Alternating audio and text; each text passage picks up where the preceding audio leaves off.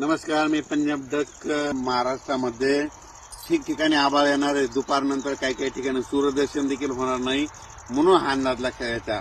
मग सांगायचं झालं तर मग पाऊस कुठं पडणार आहे तर तुम्हाला सांगू इच्छितो की सातारा, पश्चिम महाराष्ट्र आणि मराठवाड्याकडे तुरळक ठिकाणी काही भागामध्ये पाऊस पडणार आहे.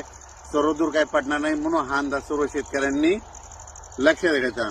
पण राज्यातल्या सर्व शेतकऱ्याला सांगू इच्छितो की राज्यामध्ये सांगायचं झालं तर हा पाऊस म्हणजे लातूर जिल्हा झालं, बीड जिल्हा झालं, त्याच्यानंतर परभणी जिल्हा, हिंगोली जिल्हा, नांदेड जिल्हा, त्याच्यानंतर धाराशिव जिल्हा, सातारा, सांगली, सोलापूर, कोल्हापूर, अहिल्यानगर, पुणे ह्या परिसरामध्ये काय होणार आहे 14 पर्यंत ढगाळ वातावरणासहित काय होणार आहे की तुरळक ठिकाणी थेंब देखील येणार आहे. सगळीकडे पाऊस पडणार नाही, म्हणून हा अंदाज लक्षात घ्यायचा.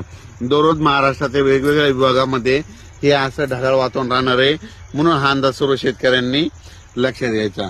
त्याच्यानंतर म्हणजे पूर्व विदर्भ, पश्चिम विदर्भाकडे देखील नुसतं ढगाळ वातावरण राहील आणि तुरळक ठिकाणी थेंब येतील, म्हणून हे अंदाज लक्षात घ्यायचा. सर्व ठिकाणी असं नुकसान करेल असा काही पाऊस पडणार नाही. फक्त कोल्हापूर, सांगलीकडे, साताऱ्याकडे आणि इकडं सोलापूर, बीड, आष्टी या जिल्ह्यामध्ये तुरळक ठिकाणी थोडाफार काही ठिकाणी क्वचित पाऊस पडणार आहे, म्हणून हा अंदाज लक्षात घ्यायचा. अचानक